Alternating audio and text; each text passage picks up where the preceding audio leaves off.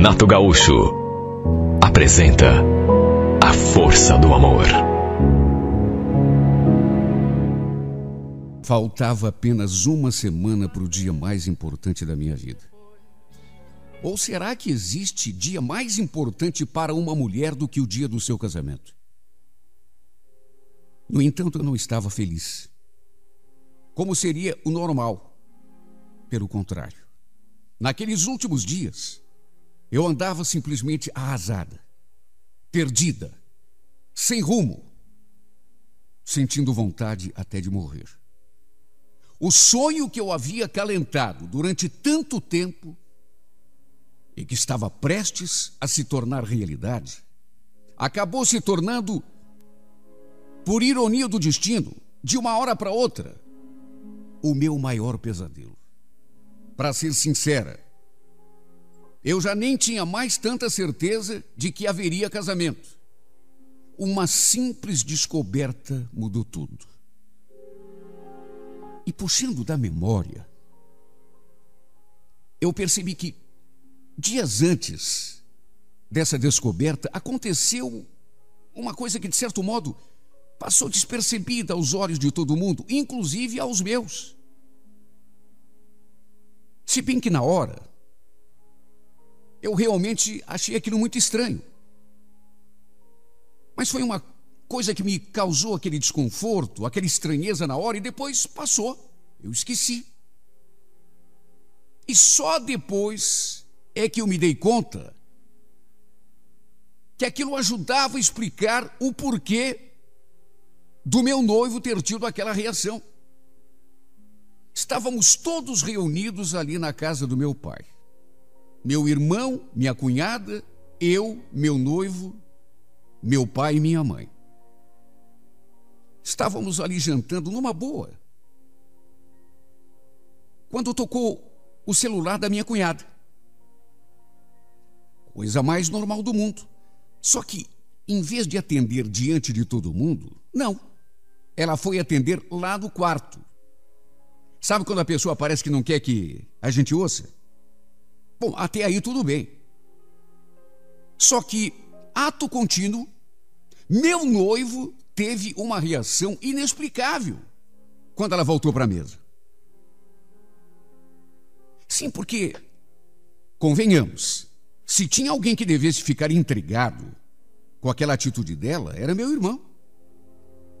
E, no entanto, quem se doeu foi o Ronei, meu futuro marido. Nem bem ela tinha sentado ali junto à mesa, e meu noivo, com a cara fechada, perguntou: quem era, Marlene? Ninguém, um amigo. Amigo? Mas que amigo? E por que você não atendeu aqui, na nossa frente? Eu achei aquilo muito estranho, fora de propósito. Apesar disso, passado aquele momento, tudo voltou ao normal. E eu esqueci o incidente. Até porque quando que eu poderia imaginar? Achei estranho. Achei esquisito. Os outros ali presentes também devem ter achado. Fez-se um silêncio durante algum tempo, mas passado aquele momento, parece que todo mundo esqueceu, inclusive eu. Naquela sexta-feira, eu queria passar a noite na casa dele. Faltava tão pouco para o nosso casamento. Mas eu sentia tanta necessidade de ficar junto dele. Tanto que depois do jantar, quando ficamos sozinhos, eu comecei a me insinuar. Cheguei a provocá-lo, dizendo que estava morrendo de vontade de fazer amor com ele. Perguntando se ele ia me levar para sua casa para a gente passar a noite juntos. Mas ele só desconversou. Não sei, eu senti que ele estava nervoso. Sabe quando a pessoa está tensa? Está preocupada com alguma coisa? Mas, enfim. Apesar disso, não criei caso. No fim, ele acabou me enrolando, até que foi embora, me deixando ali sozinha. Só que eu estava tão feliz com a proximidade do nosso casamento que nem liguei. Sim, porque, afinal de contas, dali uma semana, eu teria todas as noites para dormir a seu lado. Só que aí no sábado...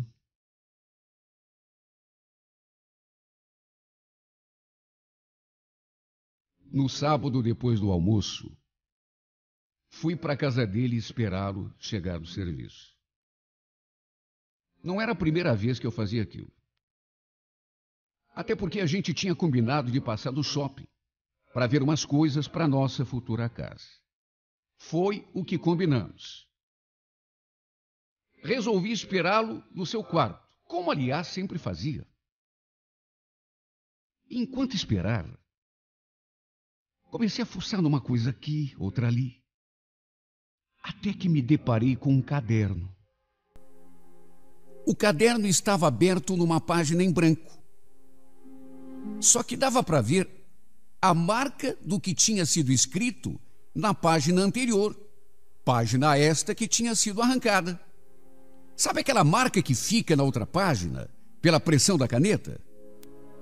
Dependendo da força que a pessoa usa para escrever, dá até para ler. Pois foi exatamente isso que aconteceu. Logo no início da folha, me chamou a atenção aquela frase: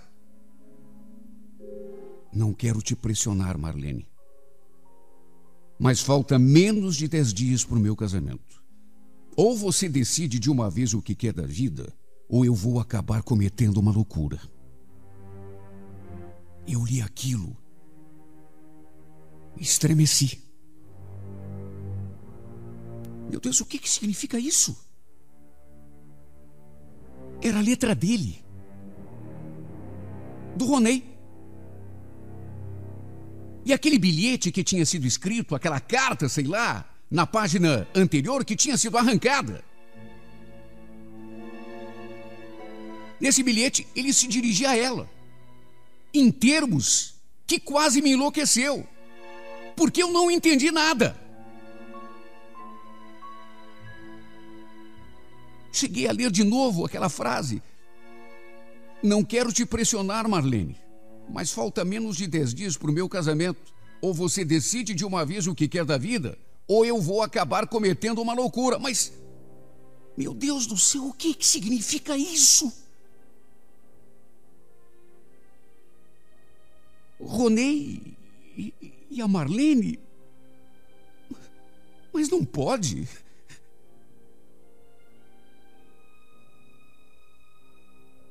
Meu corpo todo estremeceu.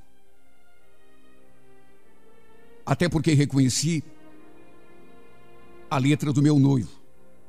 Não havia dúvida nenhuma. Era a letra dele.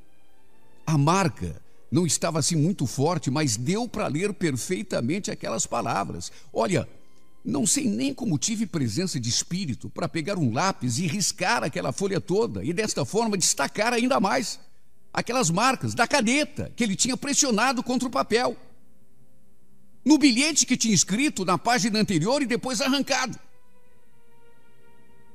Deu para ler quase tudo. A certa altura, ele dizia: não acho que depois do casamento as coisas vão melhorar. Na minha opinião, aí mesmo é que vai ficar difícil da gente se ver. Por que você não foge comigo, Marlene? A gente vai embora para um lugar bem longe. Você sabe que eu te amo mais do que tudo, que eu só aceitei continuar com essa história de casamento porque você pediu. Pense, Marlene. Só faltam 10 dias. Quanto mais a gente adiar, mais complicado vai ficar. Me ligue na sexta-feira, depois que sair do serviço. Preciso conversar com você antes de aparecer na casa da Vera. Nessas alturas, eu já estava zonza. No final do bilhete, para o meu desespero, a pá de cal ainda tinha aquela declaração de amor: beijos de quem não te esquece um segundo, Ronei.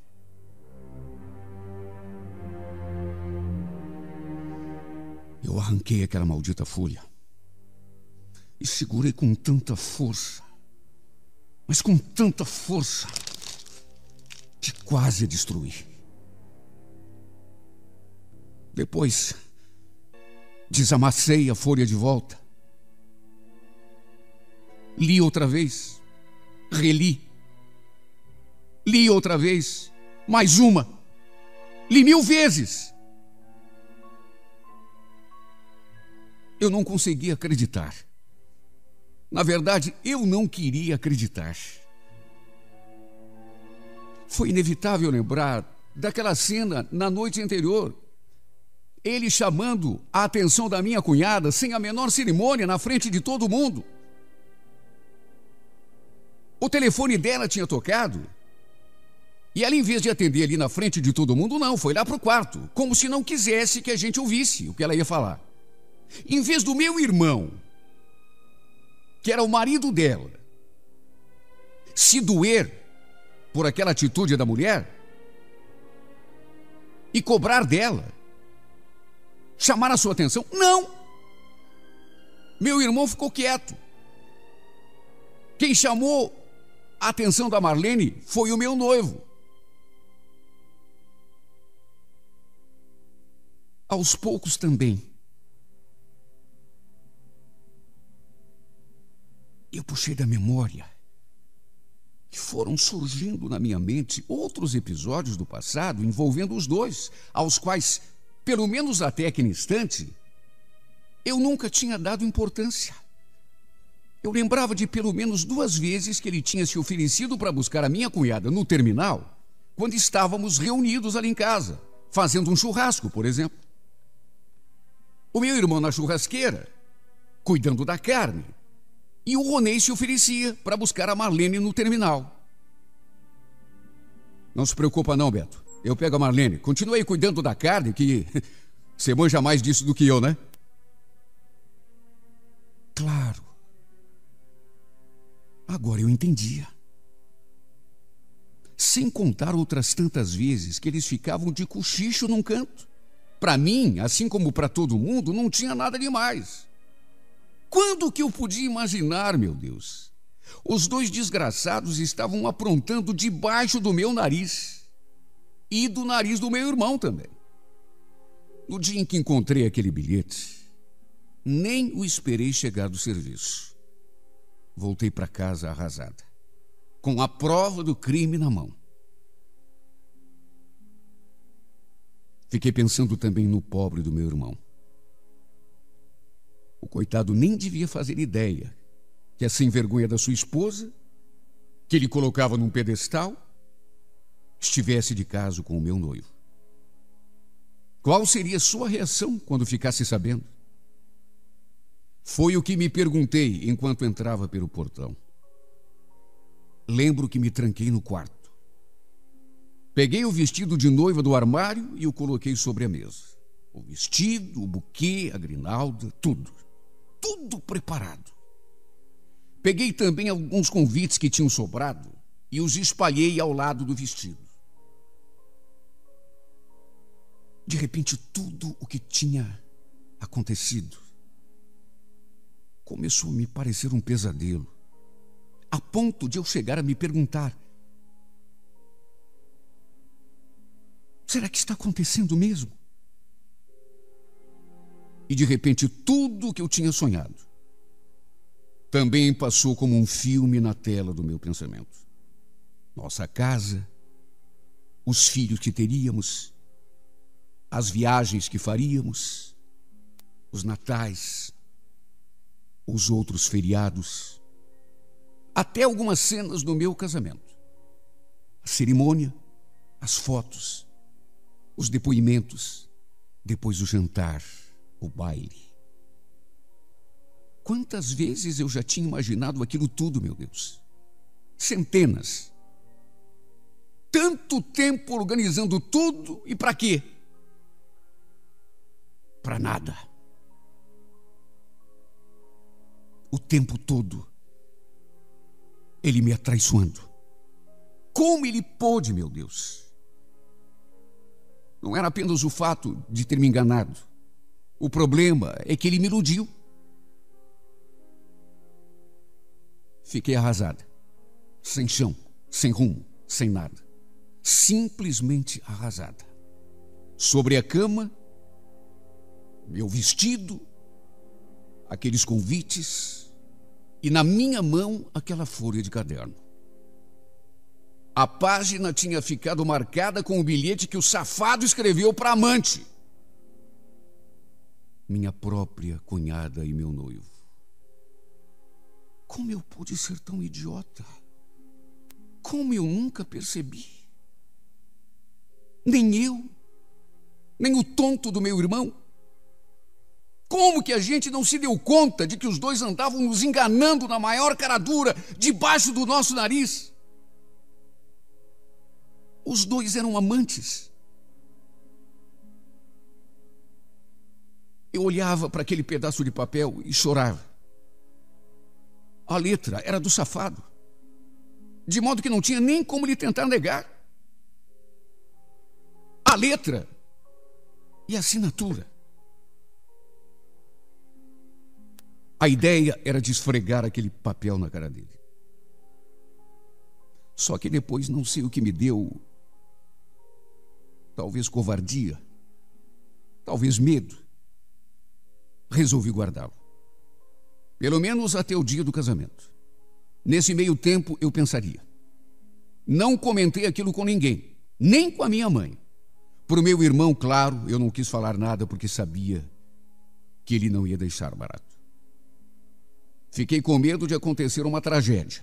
No fundo, eu esperava que a qualquer momento o cretino me procurasse e desmanchasse tudo. Ou então, que fugisse com a ordinária da Marlene, sem dar satisfação a ninguém. Só que os dias foram passando e nada. Naturalmente que eu notei que ele andava estranho. Ele e a vadia.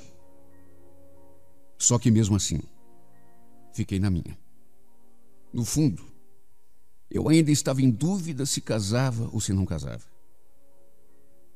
Na verdade, estava tão atarantada que ainda não sabia direito o que fazer. Quando me dei conta, o tempo tinha passado e eu já estava entrando pela porta da igreja ao som da marcha nupcial.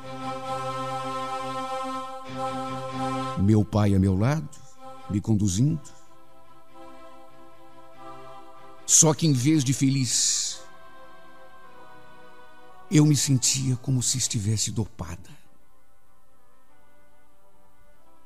Eu olhava para a cara dos convidados e não conseguia nem distinguir o rosto de ninguém. Tenho certeza de que muitos estranharam quando me viram caminhando em direção ao altar. Porque o normal seria uma noiva feliz, sorridente, orgulhosa, com os olhos brilhando de tanta felicidade. Minha cara, no entanto, estava fechada. Os olhos sem nenhum brilho, tentando esconder a dor, a decepção, a amargura e a raiva de quem acaba de saber que foi traída pelo homem que ama. Não fosse pelo meu pai, que me apoiava pelo braço e me conduzia, acho que eu não teria nem forças para chegar até o altar. Quando cheguei diante do meu futuro marido e ele se aproximou de mim, só eu sei o que senti.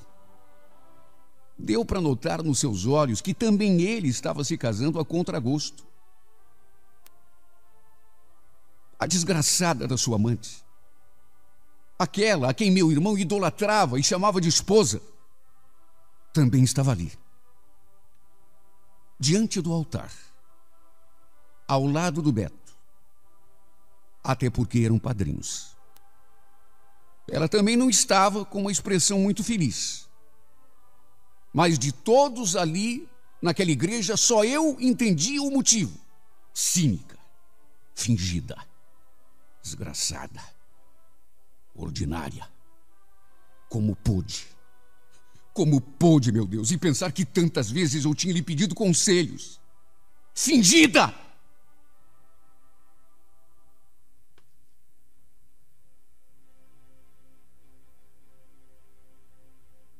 Eu não conseguia prestar atenção numa palavra do que o padre falava.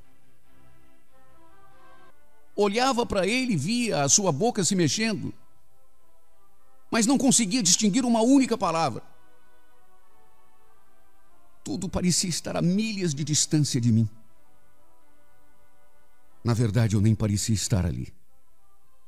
Na hora do sim, ele teve de repetir a pergunta 2 vezes. E nesta hora, em vez de responder, eu fiquei calada, olhando para o seu rosto. Claro que logo começou um burburinho entre os convidados por conta do meu silêncio. Só que aí o Ronei me deu um chacoalhão, como que para me acordar. Ô Vera, não escutou o que o padre perguntou? Naquela hora, não sei o que deu em mim. Minha vontade era de dizer não e sair correndo porta fora. E, no entanto, não sei por que respondi. Sim. Sim, eu aceito. A minha voz saiu tão estranha que até parecia a voz de outra pessoa. O casamento estava consumado. Não propriamente a contragosto, já que eu o amava, mas com um estado de espírito bem diferente daquilo que eu sonhava. Não faz muito que estamos casados. Eu ainda não sei o que fazer em relação a isso. Tenho medo de trazer toda essa história à tona e acabar provocando uma tragédia na minha família. Porque há também o meu irmão. Acho que foi por isso que decidi levar o casamento adiante. Por isso e também porque lá no fundo eu tenho esperança de que meu marido bote a mão na consciência e se dê conta do tamanho da safadeza que está fazendo comigo. Não sei se eles continuam tendo um caso. Tento vigiar os seus passos, mas não posso fazer isso 24 horas por dia.